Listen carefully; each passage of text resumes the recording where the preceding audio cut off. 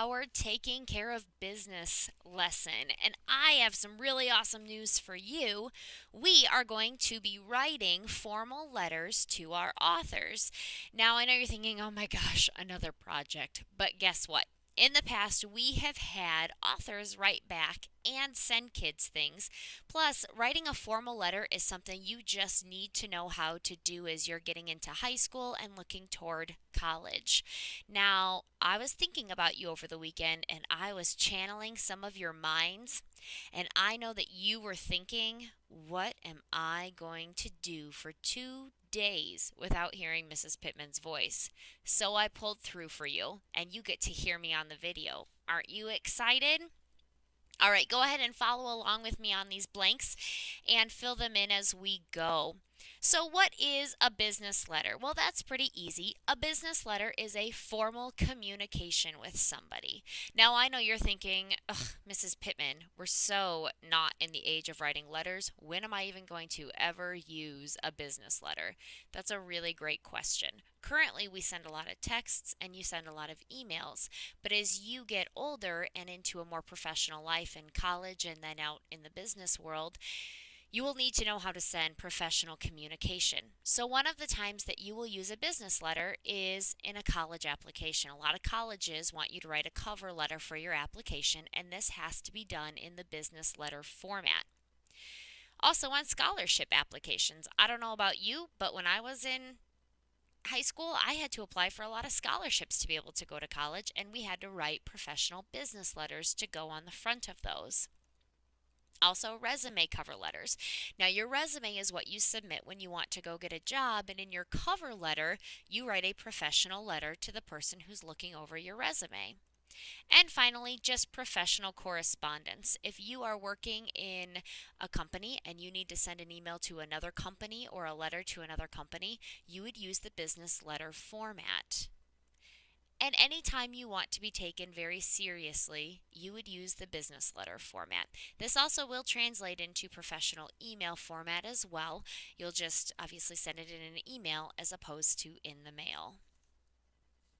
So here are some strange but true facts about business letters. Now, unlike normal writing, you do not indent paragraphs in a business letter. Also, the addresses are on the left side of the letter, and there are spaces between paragraphs. So pretty much everything that you're told not to do when you're writing a normal paper, you do in a business letter. So there are some different rules here. So first you put in the sender's address. Now, I have for you on your format here how it would look. So your heading you can see is on the top left-hand side. And after that, you put city, state, zip code, and then you put the date when the letter is written. Now, you'll see sender's address. That would actually be you. You are the sender of the letter. The inside address is the recipient's name, the recipient's address, and their city, state, and zip code. So if I were going to write a letter to you, I would put my address up here in the sender's part, and I would put your name and your address down here in the inside address.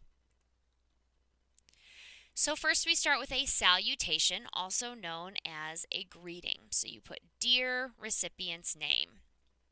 Obviously, you would put a name in there. So first, in our letter, when we write to our authors, we're going to write about our first experience with the author.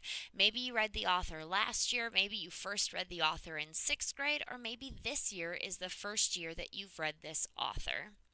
And you need to write at least 5 solid sentences. You're almost in high school now, so I'm expecting that your sentences are solid, they're complex. We're not looking at 3-4 word sentences anymore.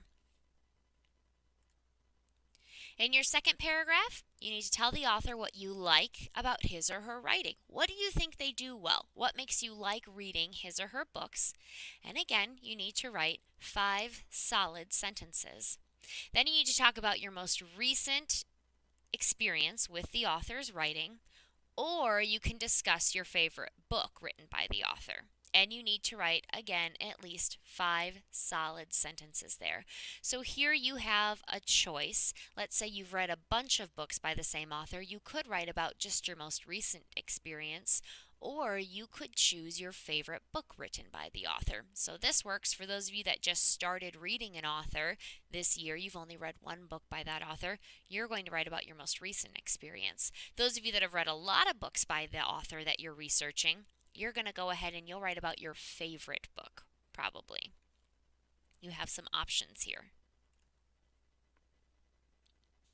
And in the fourth paragraph, we need to thank the author for what he or she does and ask questions about the author's writing. We can learn a lot from our authors, finding out why they do what they do. And again, that needs to be at least 5 sentences. Then you can see there at the bottom you have complimentary closings like sincerely yours or your favorite reader, etc. Then you just go ahead and you sign your name at the bottom. So we're going to be taking a look at how to write a professional business letter, and the first part of that is I'm giving you this sheet that you can brainstorm your ideas so you can start thinking through what you like about your author and about his or her writing. So this is how we go about taking care of business in a business letter format.